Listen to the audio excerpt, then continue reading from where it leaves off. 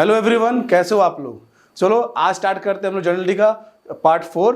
इसमें हम लोग बहुत सारे स्पेशल एंट्रीज को सीखने वाले हैं। अब तक जो 3 पार्ट हुआ है उसमें हमने बेसिक सारे एंट्रीज किए हैं और डिस्काउंट रिलेटेड सारे एंट्रीज किए हैं। अब हम लोग एडवांस एंट्री करने वाले हैं और वो एंट्री जो एग्जाम में ज़्यादा पूछे जाते हैं। ठीक है, चलो आज का क्लास स्टार्ट करते हैं। तो आज का हमारा सबसे पहला क्वेश्चन क्या है, क्वेश्चन नंबर 11। क्वेश्चन 11 में क्या हम लोग देख रहे हैं, देखो, paid into bank for opening a current account. अगर हम लोग बैंक में पैसा जमा करते हैं, ठीक है, तो क्या एंट्रीज होगा। सर अगर आपको आ रहा है कि सर करंट अकाउंट क्या होता है, तो देखो, अगर इंडिविजुअल अगर हम अपना अकाउंट बैंक ओपन करेंगे तो क्या खुलेगा, सेविंग अकाउंट। वैसे अगर बिजनेस अपना अकाउंट खोलने जाता है तो उनके लिए क्या खोलता है, करेंट अकाउंट। हमारा अकाउंट का तो सेविंग, जहां पर हम पैसा सेव करते हैं। बट बिजनेस पैसा सेव नहीं करता, बिजनेस ट्रांजेक्शन करता है। बिजनेस का अकाउंट ओपनिंग किया जा रहा है इसलिए कि उसको ट्रांजेक्शन में आसानी हो, तो उनका हम लोग सेविंग ना खोल के क्या खुलता है, उनका खुलता है करंट अकाउंट। ठीक है, तो अगर बैंक में हम अपना करंट अकाउंट ओपन कर रहे हैं, एज ए बिजनेस ओपन कर रहे हैं, तो क्या एंट्री होने वाला है। तो क्वेश्चन नंबर 11 है ये मेरा। पहला एंट्री क्या होगा मेरा, बैंक अकाउंट डेबिट, क्योंकि बैंक में पैसा जमा हो रहा है ना, टू कैश अकाउंट, और कैश के थ्रू जमा कर रहे हैं हम लोग। Bank account debit to cash account. ठीक है, मार्च 23।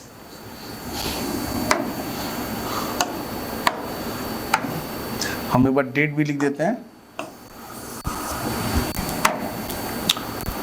2023 1 मार्च। ठीक है, एंट्री क्या हो गया, bank account debit to cash, क्योंकि मैंने बैंक में पैसा जमा किया। ठीक है, और पैसा जमा किया तो बैंक बैलेंस बढ़ेगा और मेरा कैश बैलेंस कम होगा। ठीक है, तो bank account debit to cash account. Second question क्या है, goods purchase and payment made by cheque. हमने गुड्स परचेज किया, देखो अब तक अकाउंट खुला लिए ना, तो अब अकाउंट खुलवा लिए तो पेमेंट भी ज्यादा कहां से करेंगे, चेक से करेंगे। ठीक है, तो एंट्री क्या होगा, purchase account debit, purchase account debit to bank account. अच्छा, मैंने अमाउंट नहीं लिखा ना, अमाउंट हम लोग लिख देते हैं। पहले वाले में कितने से स्टार्ट किया था अपने, 25 है, और ये 10 है, 25,000 और ये हो गया 10,000।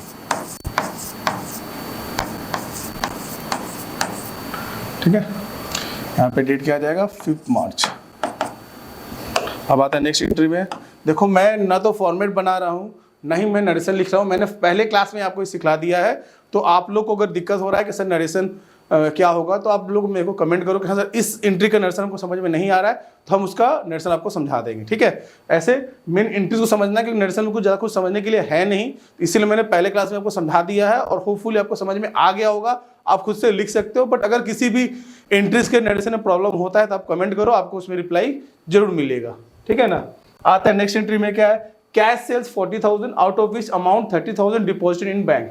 हमने कैश सेल्स किया है, कितने का, 40,000 का। 40,000 का सेल किया और मेरे पास पैसा आ भी गया, उसमें से मैंने क्या किया, 30,000 बैंक में संग संग जमा कर दिया। तो एंट्रीज क्या होगा, देखो 8 तारीख की एंट्री है, तो मैंने संग संग बैंक में जमा कर दिया ना, तो बैंक अकाउंट डेबिट, मेरा बैंक में बैलेंस बढ़ गया ना 30,000 से, तो हो गया 30,000।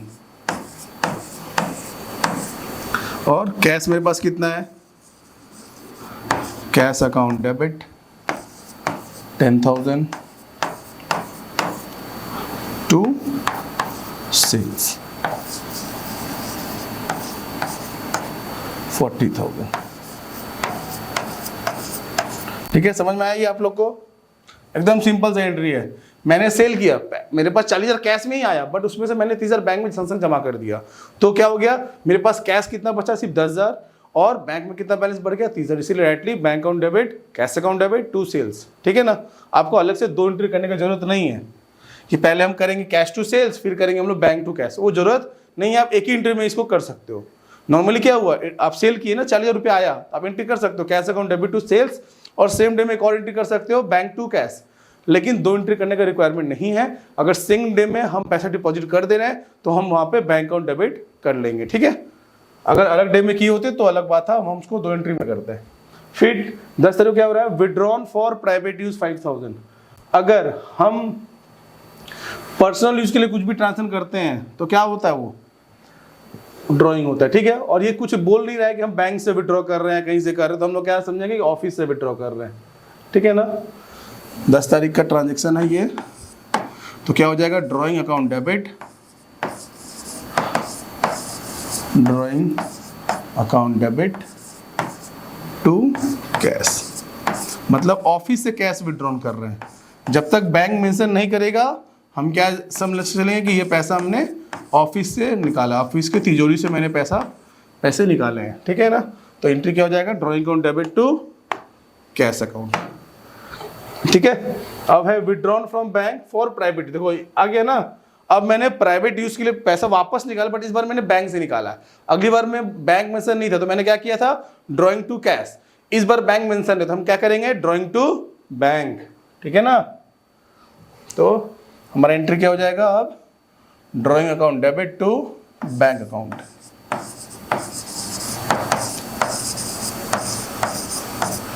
Debit to bank account. Amount कितना है, 4000, ठीक है। ये 12 तारीख का ट्रांसफर था, 12 तारीख का डेट डाल देते हैं। फिर अब आते हैं नेक्स्ट, विड्रॉन फ्रॉम बैंक, कुछ नहीं बोला, अब क्या बोला, बस विड्रॉन फ्रॉम बैंक। तो बैंक से पैसा निकाल रहे हैं, तो क्यों निकाल रहे हैं, ऑफिस यूज के लिए निकाल रहे हैं, कुछ ऑफिस में काम खर्चे पड़ सकते हैं, इसलिए मैंने पैसे निकाले। कितने निकाले, 12000। तो क्या एंट्री हो जाएगा, cash account debit to bank account. हमारे ऑफिस में क्या आ गया, कैश आ गया, और हमारा बैंक बैलेंस कम हो गया, तो इसीलिए बैंक का हो जाएगा क्रेडिट 12,000।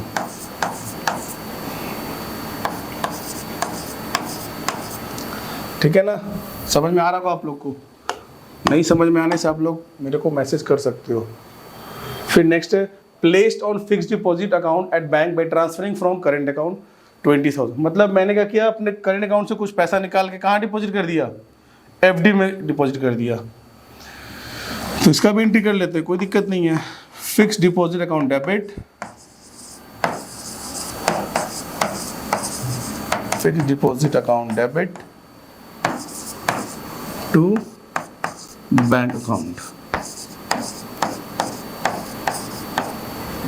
कितना हो जाएगा आपका, 20,000। ठीक है ना, समझ में आया होगा आप लोग को। कुछ खास बहुत ही डिफिकल्ट या बहुत ज़्यादा स्पेशल क्वेश्चन नहीं था, ये थोड़ा सिंपल ही क्वेश्चन था। तो थोड़ा सिंपल क्वेश्चन से हमने स्टार्ट किया, और 11 नंबर क्वेश्चन से स्टार्ट, 11 नंबर बहुत अच्छा होता है हमारे लिए, इसलिए मैंने 11 नंबर से स्टार्ट किया था क्वेश्चन। ठीक है ना, देख लो इस सारे क्वेश्चन में इंटरेस्ट में कोई भी डिफिकल्टीज नहीं होना चाहिए। अगर होता है तो आप लोग बिल्कुल कमेंट करो। बहुत ही ईजी क्वेश्चन था, और हालांकि अकाउंट्स ही ईजी है, जनरलिटी तो और भी ईजी है, बट प्रैक्टिस ज़्यादा करना होगा आपको। बिल्कुल डिफिकल्ट नहीं है, बहुत ही आसान चैप्टर है, लेकिन आपको प्रैक्टिस ज़्यादा करना होगा। जब तक प्रैक्टिस नहीं करोगे चैप्टर आपके लिए आसान नहीं होगा। ठीक है ना, अब आता है नेक्स्ट क्वेश्चन अपना करने वाले हैं हम लोग, क्वेश्चन नंबर 14। ठीक है, अब कौन सा क्वेश्चन करने वाले हम लोग, क्वेश्चन नंबर 14। क्या क्वेश्चन देखो, पहला क्या है, receive 20,000 from Subhash which were written off as. पहले इस टर्म को समझते हैं, बैड डेट। बैड डेट क्या होता है, देखो जिसको हम उधार में बेचते हैं गुड्स, उसको क्या बोलते हैं, डेटर। जिसको हम उधार में गुड्स बेचते हैं उसको क्या बोलते हैं, डेटर। लेकिन अगर वो डेटर बूढ़ा बन गया, बदमाश हो गया और पैसा नहीं देने वाला है, उसको हम लोग क्या बोलते हैं, बैड डेटर। समझ में आ रहा है क्या बोल रहे हैं, जिसको उधार में बेच रहे हैं वो कौन होते हैं, डेटर। लेकिन अगर वो डेटर मेरे को पैसा नहीं दे रहा है और हम उससे रिकवर भी नहीं कर पा रहे और हम मान लिए कि अब वहाँ से पैसा रिकवर होने वाला नहीं है, या तो वो दे नहीं रहा है या फिर वो इंसॉल्वेंट हो चुका है। इंसॉल्वेंट मतलब उसका दिवाला निकल गया है, वो अपने लायबिलिटी को पे करने के योग्य नहीं है, उसका जो लायबिलिटी है उसके एसेट से ज़्यादा हो गया है। ठीक है, बहुत सारे कारण हो सकते हैं। समझ में आ रहा है, मेनली क्या होता है कि वो इंसॉल्वेंट हो गया। इंसॉल्वेंट मतलब क्या हो गया कि उसके पास टोटल 10 लाख के एसेट है, बट 15 लाख या 20 लाख का लायबिलिटी हो गया।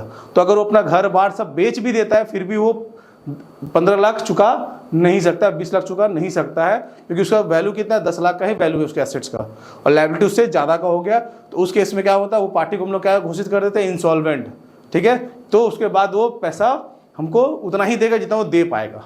ठीक है ना, मतलब अगर वो 20 लाख रुपए उसके पास था जिसमें वो 10 लाख ही उसके पास है, तो वो हमको हर 1 रुपए के बदले में 50 पैसे देगा। ठीक है, तो कुछ पार्ट, इसको बोलते हैं पार्टली इंसॉल्वेंट, मतलब कुछ पैसा मेरे को मिल रहा है, कुछ मेरे को नहीं मिल रहा है। ठीक है ना। अब यहाँ पे क्या बोल रहा है कि एक पार्टी था सुभाष, जिसको हम मान चुके थे कि वो अब पैसा मिलने वाला नहीं है, हम उसको अपने बुक में as a bad debt entry कर चुके थे, मतलब हम अपने बुक से उसको डिलीट कर चुके थे। ठीक है, लेकिन वो वापस आया और उसने मेरे को पैसे दिए। कितने पैसे दिए? 20,000 रुपये उसने मेरे को दिए। ठीक है ना, तो उसका एंट्री क्या होगा देखो,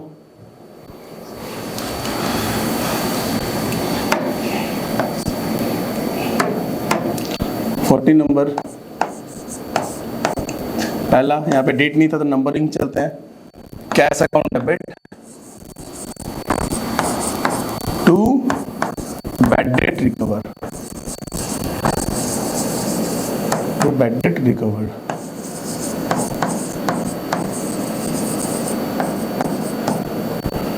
अमाउंट कितना था? 20,000।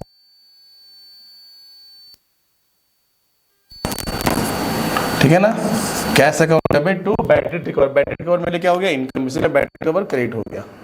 ठीक है ना। Next, salary due to clerk 50,000। Due मतलब सैलरी ड्यू हो गया। एक्सपेंस क्या था? एक्सपेंस हुआ बट एक्सपेंस पे नहीं हुआ। समझ में आ रहा क्या बोल रहे हैं? जब भी एक्सपेंस ड्यू होगा और पे नहीं होगा तो एंट्री क्या होगा वो समझ लो अच्छे से। देखो, एक्सपेंस क्या होता है? खर्च। एक्सपेंस का मतलब क्या होगा? खर्च। तो आपने खर्च किया बट खर्च पे नहीं किया। जैसे अगर आप किसी दुकान पे गए, कुछ सामान खरीद रहे हो, ठीक है, और पैसे आपने दे दिए, तो एंट्री क्या हुआ कि मैंने खर्च किया, मैंने परचेज किया, बदले में पैसा खरीदा और पैसा नहीं दिया, तो क्या बन जाता? वो जो खर्च था बन जाता लायबिलिटी, क्योंकि पैसा पे नहीं हुआ है। तो अब वो आपके लिए क्या बन गया? उधार बन चुका है। ठीक है, तो एंट्री क्या होने वाला है देखो, जैसे कि आप पे क्या था? Salary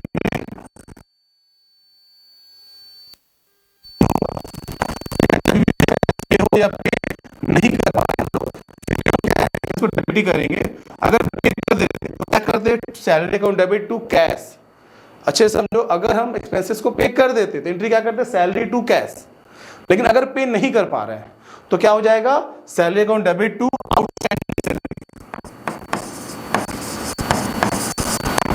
outstanding salary. ठीक है, और ये क्या होता है आपका? लायबिलिटी होता है आउटस्टैंडिंग। कितना अमाउंट है? 50,000।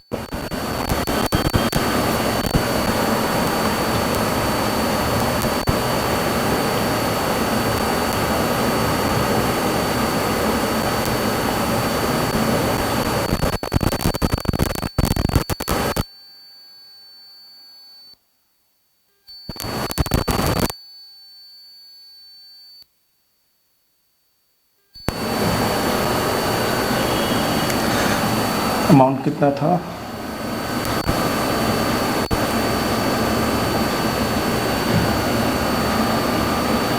अमाउंट है आपका 50,000। ठीक है, एक काम करते हैं, यहीं पे आपको दिखाते हैं क्या है? Salary due to clerk. तो एंट्री क्या हो जाएगा आपका? Salary account debit to outstanding salary. ठीक है ना।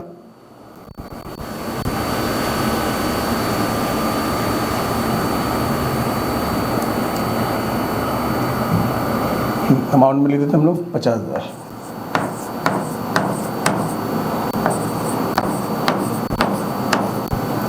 अब आता है नेक्स्ट क्वेश्चन में,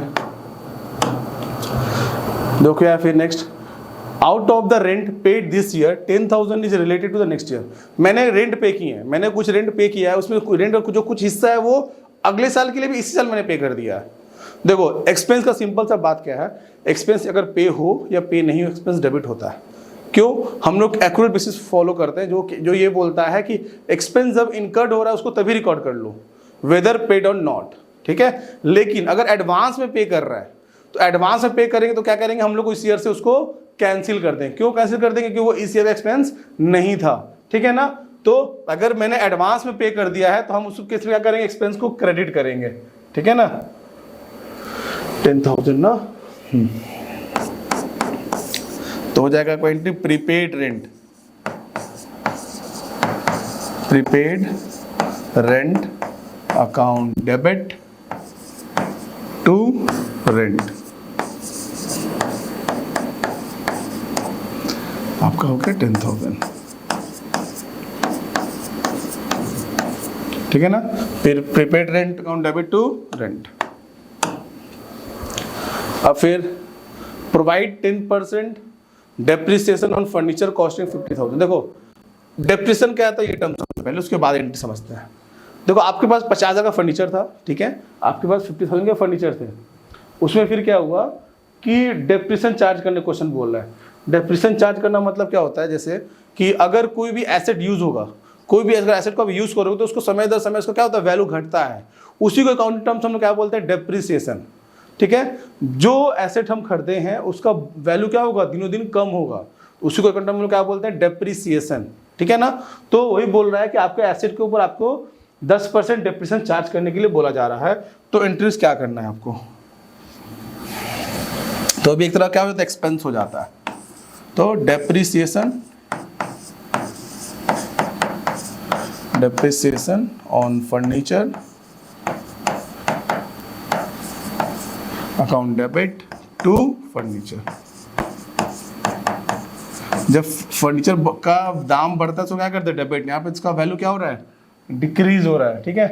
कितने का एसेट था आपका, आपका एसेट का वैल्यू था टोटल 50 का एसेट था, 10% डेप्रिसिएशन चार्ज करना है, तो 50,000 का 10% कितना होता है, 5,000,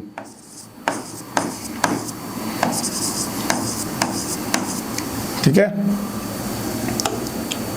ये एंट्री समझ में आया ना। डेप्रिसिएशन क्या हो गया, आपके लिए एक्सपेंस हो गया ना, इस तरह से आपका एसेट का वैल्यू घट रहा है तो आपके लिए एक तरह का एक्सपेंस है, इससे डेप्रिसिएशन अकाउंट डेबिट हो गया।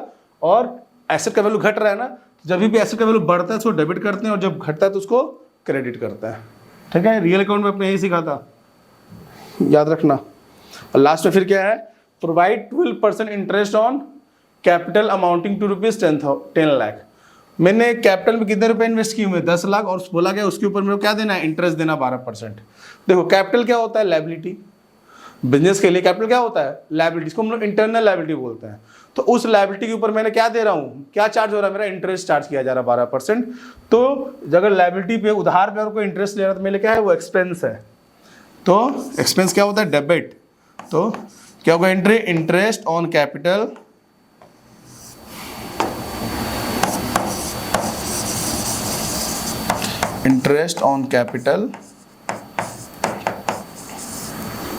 Account debit to capital account.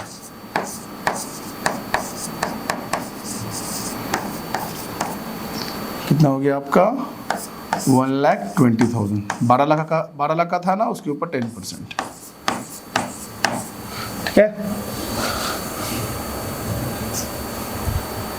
10 lakh का 12%, 1,20,000, ठीक है।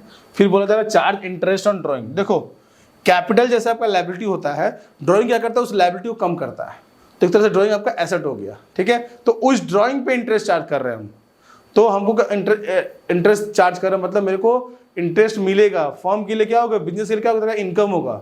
अगर ओनर आपसे पैसा, आपका पैसा यूज कर रहा है और आप उस पैसे पे उसे इंटरेस्ट चार्ज कर रहे हो, मतलब क्या हुआ कि आप उसे इंटरेस्ट ले रहे हो, मतलब आप इंटरेस्ट रिसीव कर रहे हो। तो यहाँ पे इंटरेस्ट ऑन ड्राइंग क्या हो गया आपके लिए, इनकम। अच्छे समझो, कैपिटल क्या होता है, कैपिटल आपका लायबिलिटी होता है, तो लायबिलिटी पे जो इंटरेस्ट दे रहे हो मतलब पैसा पे करना है आपको, खर्चा है आपके लिए, इसलिए इंटरेस्ट ऑन कैपिटल डेबिट हुआ।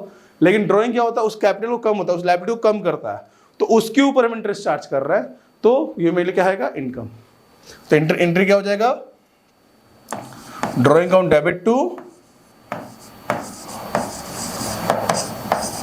Account debit to interest on drawing.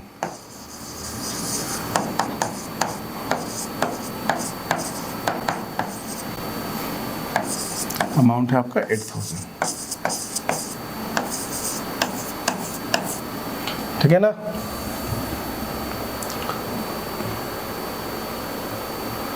हो गया ये क्वेश्चन। अब हम लोग नेक्स्ट क्वेश्चन कौन सा किया जाए, ये तो इजी क्वेश्चन है, ये भी बेकार क्वेश्चन है, ये भी।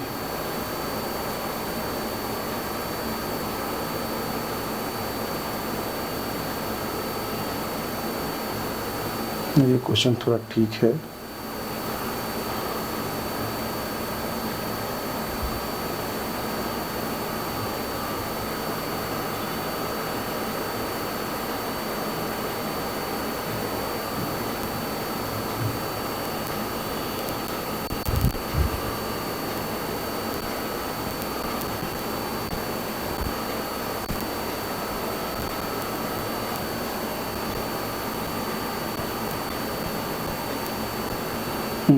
चलो क्वेश्चन 15 करते हैं, ये थोड़ा ठीक है, इसमें कुछ कंसेप्ट कवर किया जा रहा है। चलो इस क्वेश्चन को स्टार्ट करने से पहले हम लोग कुछ बात करते हैं आपसे, ठीक है। देखो जब भी कोई एक्सपेंस कर रहे हैं हम लोग, जब भी कोई एक्सपेंस खर्च कर रहे हैं तो उस समय कुछ भी दूसरा एक्सपेंस करते हैं, जैसे हम गुड्स खरीद रहे हैं तो गुड्स खरीदते वक्त अगर मेरे को गुड्स लाने के लिए जो मैंने भाड़ा पे किया उसको बोलते हैं कैरेज ऑन परचेज, ठीक है। तो वो पे करते हैं तो उसको अलग से रिकॉर्ड करते हैं।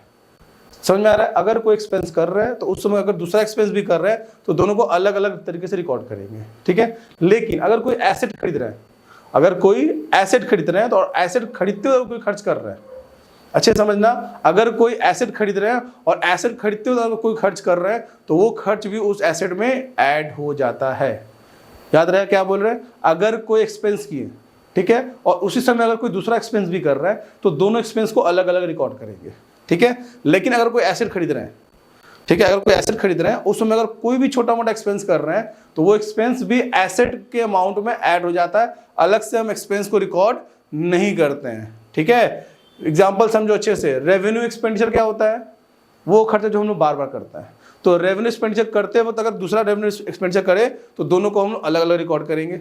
लेकिन अगर हम लोग कैपिटल एक्सपेंडिचर कर रहे हैं, अगर हम लोग कैपिटल एक्सपेंडिचर कर रहे हैं और उस वक्त अगर कोई रेवेन्यू एक्सपेंडिचर कर रहे हैं तो वो उसमें ऐड हो जाता है, ठीक है। अब आता है एग्जाम्पल में, जैसे मैंने गुड्स खरीदा, गुड्स क्या हो गया? रेवेन्यू एक्सपेंडिचर हम बार बार खरीदते हैं। तो उस समय अगर मैंने कैरेज पे किया तो परचेस मतलब गुड्स का रिकॉर्डिंग अलग और कैरेज का रिकॉर्डिंग अलग करते हैं। लेकिन अगर हम मशीनरी खरीद रहे हैं और मशीनरी खरीदते मैंने कैरेज पे किया, इंस्टॉलेशन पे किया, ब्रोकरेज पे किया, रजिस्ट्रेशन फी पे किया, कुछ भी पे किया, सब क्या हो जाएगा? अलग से उसको दिखाने की जरूरत नहीं है, उसी में ऐड हो जाएगा। Machinery account debit to cash और बैंक हो जाएगा, अलग से हम चीज़ों को रिकॉर्ड नहीं करते, बस इसका जो अमाउंट है वो मशीनरी में ऐड हो जाता है, ठीक है। सिंपल सा चीज़ है। अगर कैपिटल एक्सपेंडिचर के वक्त अगर कोई रेवेन्यू एक्सपेंडिचर होता है तो वो उसमें इंक्लूड हो जाता है, ये बात को आपको याद रखना है। चलिए क्या है क्वेश्चन पहला? Bought goods from Nilesh for cash 50,000, also paid 1,000 for their carriage. मैंने गुड्स खरीदा है ना तो मेरे को अलग अलग रिकॉर्ड करना पड़ेगा, इसको भी और इसको भी। सिंपल सा चीज है। क्वेश्चन नंबर 15, अच्छा कोई डेट दिया था क्या इसमें? और डेट नहीं दिया, चलो नंबरिंग अच्छा है हमारे लिए। 15 नंबर, 15 का 1, ठीक है। Purchase account debit, purchase account debit,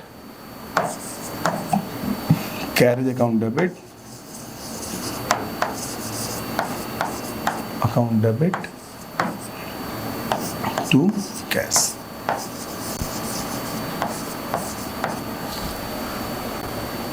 amount कितना है हमारा? 50,000 और 1,000। 50,000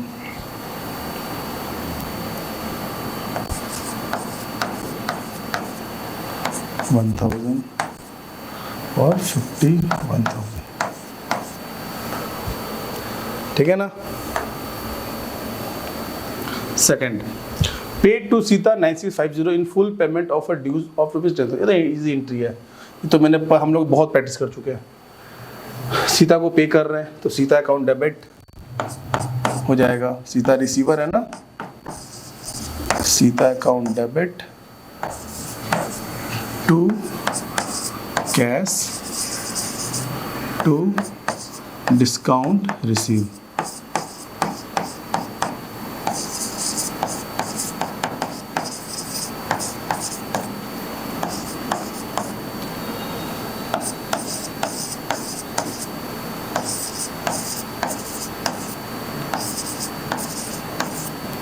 ठीक है ना।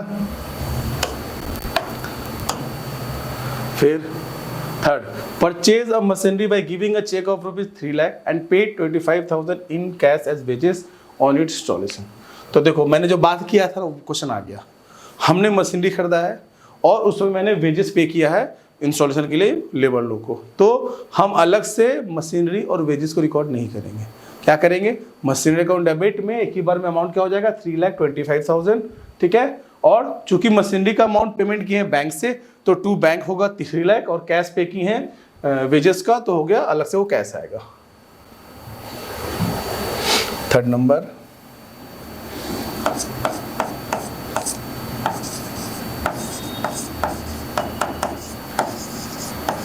Machinery account debit to bank और टू कैश। 3,25,000, 3 लाख और 25,000। बस सिंपल सा था, ये तो था, अलग से आपको रिकॉर्ड करने की जरूरत नहीं है, ऐसे खरीदते हो, ठीक है। फिर 4 bricks for 15 lakh and timber for 10 lakh purchase for the construction of building. देखो वापस आ गया ना, मशीनरी क्या था, एसेट खरीद रहे थे, अब हम बिल्डिंग बना रहे हैं, मतलब हम लोग कैपिटल कंस्ट्रक्ट कर रहे हैं, कैपिटल हम लोग बना रहे हैं, कैपिटल वर्क इन प्रोग्रेस। तो बिल्डिंग बना रहे हैं, तो बिल्डिंग बनाते जो भी खर्चा होगा सब क्या हो जाएगा, बिल्डिंग के अंदर में आएगा। अलग से ब्रिक, अलग से टिम्बर, अलग से सीमेंट, अलग से सैंड रिकॉर्ड करने की जरूरत नहीं है, सब बिल्डिंग अकाउंट में ही आ जाएगा, ठीक है।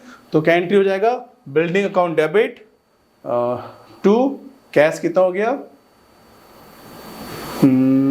15 लाख, 15 और 10 25 लाख।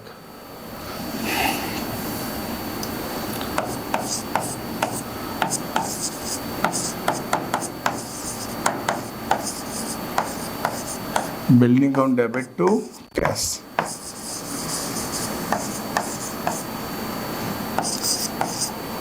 $25 लाख।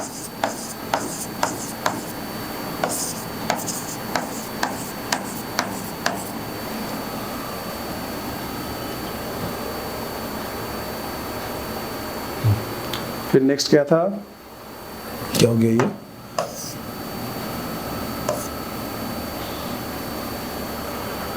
हाँ अच्छा, पेमेंट मेड बाई चेक था ना, इसको हम टू बैंक कर देते हैं, कैश कर दिया था मैंने ना, टू बैंक।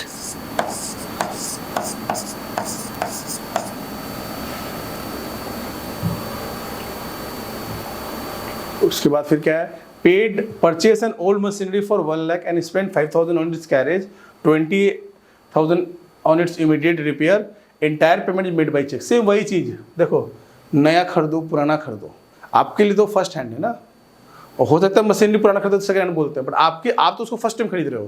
तो आप जब भी कोई एसेट खरीदो, चाहे वो नया खरीदो चाहे वो पुराना खरीदो, उस समय जो भी एक्सपेंसेस करो सब उसी में ऐड हो जाएगा, अलग से रिकॉर्ड करने की जरूरत नहीं है, ठीक है ना। तो क्या हो जाएगा, machinery account debit to bank, amount कितना हो जाएगा, 1,25,000।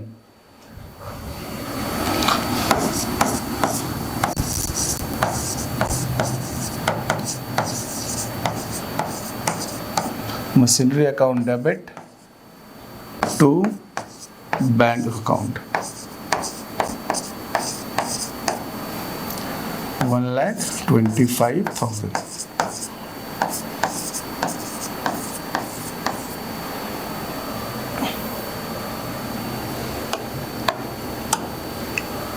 फिर नेक्स्ट है last, paid 2,500 for repair of the office furniture. देखो खरीदते वो जो खर्चा कर रहे हैं, बट बाद में जो खर्चा करेंगे वो एक्सपेंसिव है, तो ये रिपेयर बोल के ही आएगा, ठीक है ना। तो repair account debit to cash, याद रहेगा ना।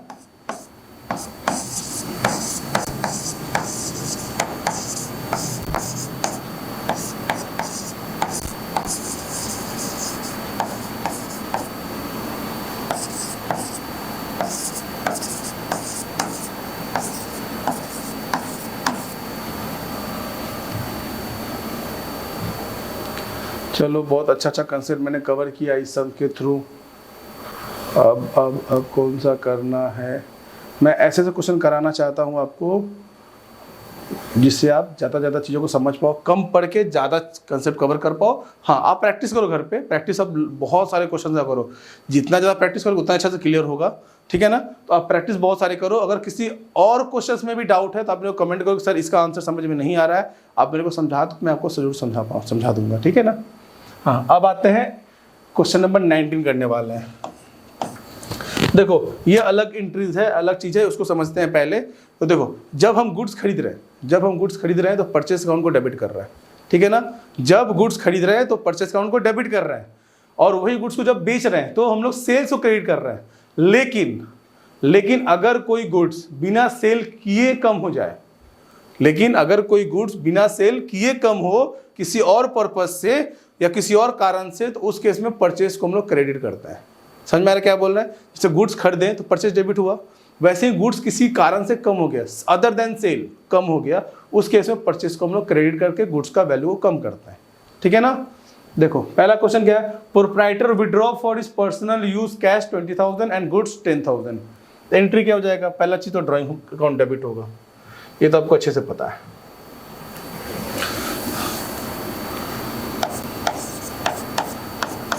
ड्राइंग अकाउंट डेबिट होगा।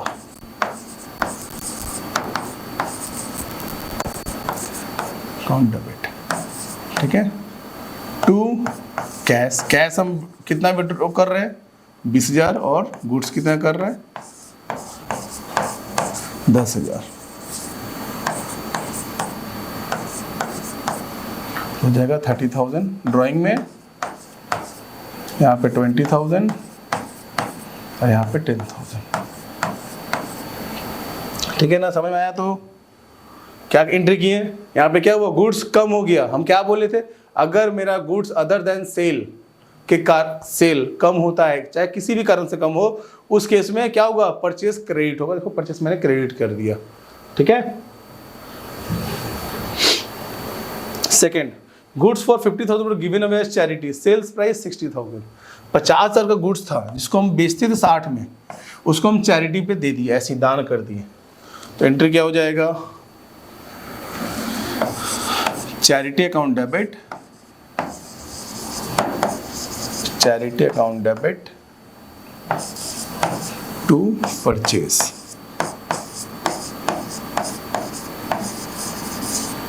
वैल्यू कितना हो जाएगा? 50,000। जो कॉस्ट प्राइस है अपने को वही लेना है। सेल प्राइस कब लेंगे? जब गुड्स सेल होता है। अगर सेल्स नहीं हुआ तो हमेशा कॉस्ट प्राइस को ही लेना है। ठीक है ना? Next, goods were 25,000 were distributed as a free sample. आपने अपने 25,000 के गुड्स को ऐसी मार्केट में बंटवा दिया। क्यों बंटवाया होगा? आप एडवर्टाइज करना चाह रहे हो अपना। ठीक है, इसको हम लोग क्या बोलते हैं? Sales promotion. हम अपने सेल्स को प्रमोट करने के लिए फ्री में डिस्ट्रीब्यूट किए सैंपल, जिससे लोग उसको यूज करें और उनको लगे कि हाँ ये प्रोडक्ट भी है जो अच्छा है, और मेरा प्रोडक्ट वो लोग कंज्यूम करें और फिर वापस से खरीदने आए। तो इसको हम लोग क्या बोलते हैं? Sales promotion. ठीक है।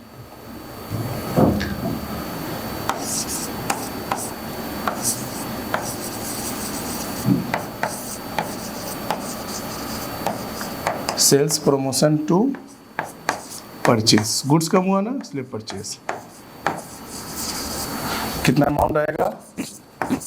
25,000। ठीक है ना? समझ में आया? तो फिर next, goods worth 50,000 and cash 20,000 were stolen by an employee. वाह, मेरे एम्प्लॉय ने 50,000 का कैश और 20,000 गुड्स चुरा लिया, तो इसको क्या बोलते हैं? Loss by theft. क्या इसको बोलते हैं? Loss by theft.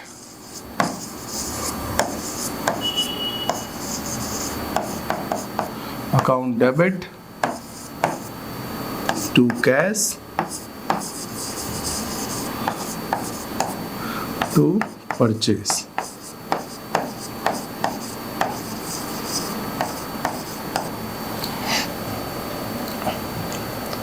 अमाउंट कितना कितना था? 20 और 50, 70, 70,000, कैश 50,000 और ये 20,000।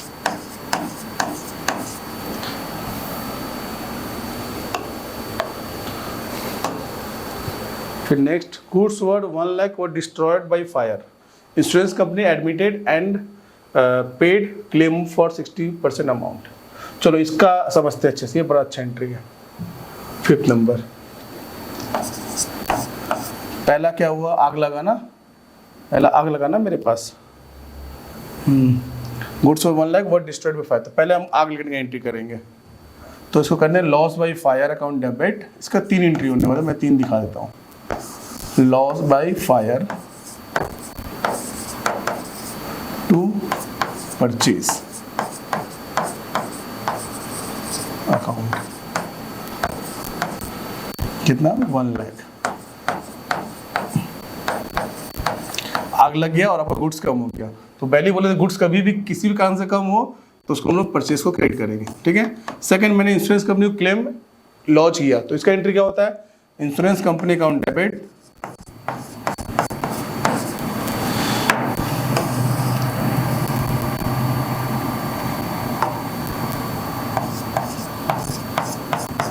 Insurance company account debit to loss by fire 1 lakh. Company ने माना भी कि हाँ मेरा गुड्स का लॉस हुआ है, बट कंपनी क्लेम कितने का दे रही है। देखो मैंने क्या किया, इस चीज को समझो अच्छे से। हम क्या कर रहे हैं, पहले लॉस का एंट्री कर रहे हैं, ठीक है ना। पहले मैंने लॉस का एंट्री किया, उसके बाद फिर क्या बोल रहा है कि देखो लॉस तो हुआ, ये कंपनी ने माना, लेकिन कंपनी क्या बोल रही है कि आपका जो लॉस हो रहा है 1 लाख का लॉस हो रहा है, ये आप बोल रहे हो, बट कंपनी क्या बोली, हम क्लेम 1 लाख का नहीं देंगे, हम 60% क्लेम ही देंगे। कंपनी ने भी इन्वेस्टिगेट किया, उनको लगा कि नहीं जितना आप बोल रहे हो उतने का लॉस नहीं हुआ है। कंपनी ने क्या बोला, आपका लगभग 60% का लॉस हुआ है, तो कंपनी क्लेम मेरे को 60% का ही देगी, ठीक है। तो अगर 60% का क्लेम दे रही है, मतलब मेरे को और क्या लॉस हो रहा है, सोच के बताओ। अगर 60% का लॉस कंपनी क्लेम दे रही है, मतलब मेरे पास पैसा कितना आया, 60,000, ठीक है। 1 लाख में से 60,000 आया, मीन्स 40,000 का मेरा लॉस हो गया, ठीक है ना। तो क्या एंट्री करेंगे, बैंक अकाउंट डेबिट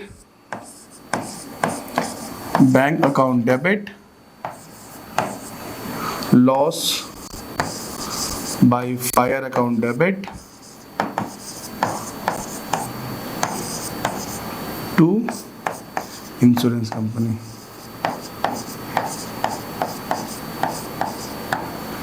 $60,000 जो मेरे को मिल रहा है, 40 मेरा एक्चुअल लॉस हो गया, और 1 लाख का जो इंश्योरेंस कंपनी था वो भी एडजस्ट हो गया, ठीक है ना।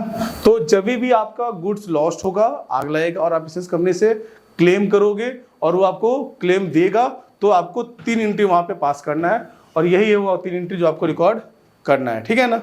अब आते हैं नेक्स्ट क्वेश्चन में हम लोग।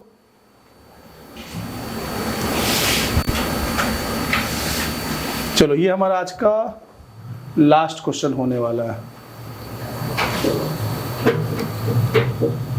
हाँ चलो ये लास्ट क्वेश्चन फटाफट करने वाले हैं, क्योंकि इस क्वेश्चन के लगभग सारे कंसेप्ट मैंने कवर कर लिए, मेरे को ऑलरेडी सब पता है। चलो इसका हम लोग लास्ट क्वेश्चन कर रहे हैं, ठीक है। पहला क्वेश्चन क्या है, 10,000 due from Rohit are now bad debt. आप 10,000 रोहित से पाते थे, बट अब वो बैड डेट हो गया, तो एंट्री क्या हो जाएगा, 20 का ए, तो हो जाएगा bad debt account debit to Rohit. Bad debt account debit to Rohit account, amount कितना है आपका, 10,000।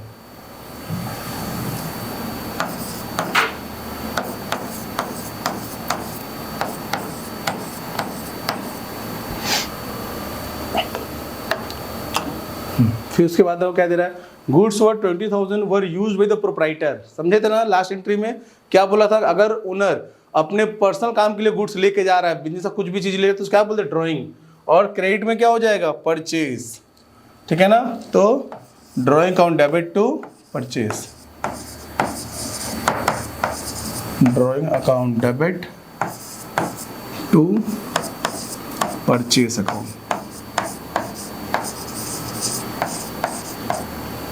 आपका 20,000,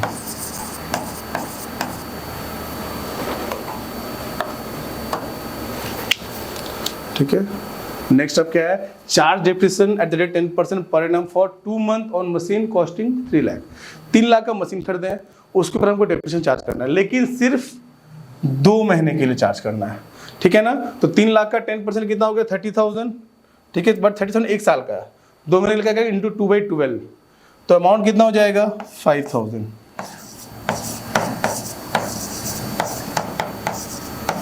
depreciation on machine account debit to machine,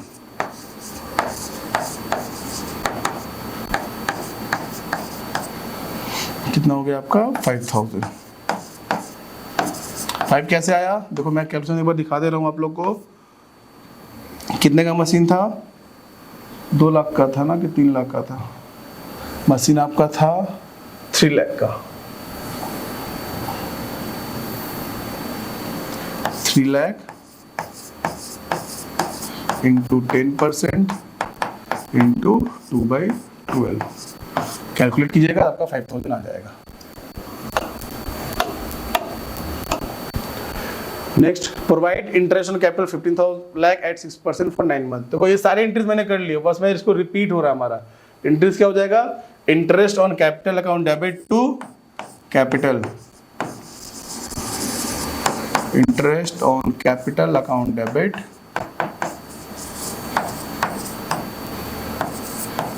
to capital.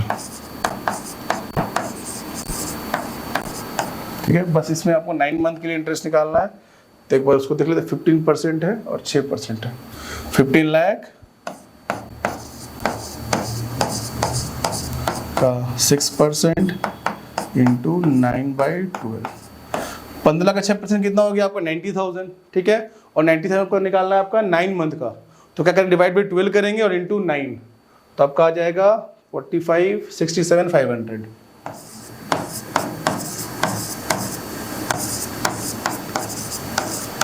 ठीक है ना, सिंपल सा क्वेश्चन एकदम था। कैलकुलेट आप लोग कर ही लोगे, आपके पास कैलकुलेटर है, कोई दिक्कत नहीं है अब। हाँ, ये आया ई नंबर एंट्री, जिस कारण से मैंने इस क्वेश्चन को चूज किया था। ठीक है, क्या है? Rahul who owed us 20,000 become insolvent and a final dividend of 60 paise in rupees receive. देखो, एक राहुल था जो कि इंसॉल्वेंट हो गया और उससे हम लोग टोटल 20,000 रुपये पाते थे। ठीक है, वो अभी ऐसा इंसॉल्वेंट नहीं हो जो कुछ पैसा नहीं देगा, वो कुछ दे रहा है। कितना दे रहा है? हर रुपए के बदले में 60 पैसे आपको दे रहा है। तो 20,000 के बदले में कितना देगा वो आपको कैलकुलेट करना होगा बस। तो एंट्री क्या हो जाएगा? और पेमेंट कर रहा है चेक से।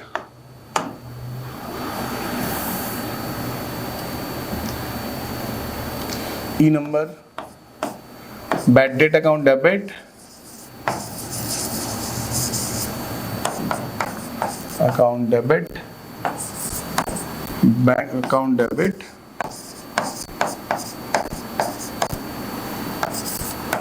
To Rahul account.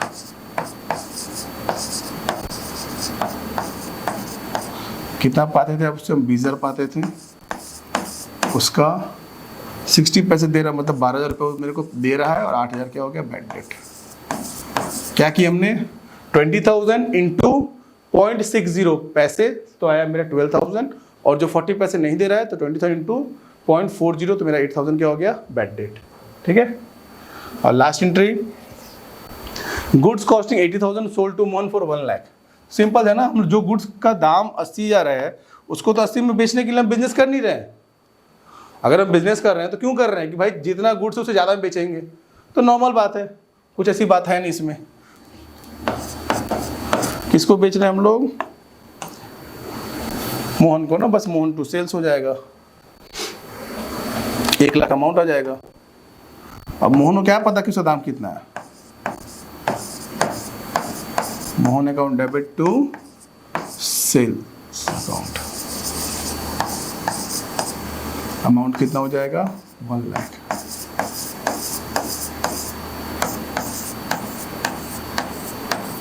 ठीक है, तो आज ये क्लास हमारा यहीं पे ख़त्म हुआ। अगर आपको क्लास अच्छा लगा तो इसको लाइक करो, दोस्तों को शेयर करो और सब्सक्राइब करो। हाँ, अगर आपको अच्छा लगेगा कमेंट करोगे तो इसका नेक्स्ट वीडियो भी, नेक्स्ट पार्ट भी हम जरूर बनाएंगे, जिसमें और भी अच्छे अच्छे क्वेश्चन आप लोगों के लिए हम लेकर आएंगे, जिससे आपका कंसेप्ट और अच्छे से कवर हो जाएगा। Thank you for watching.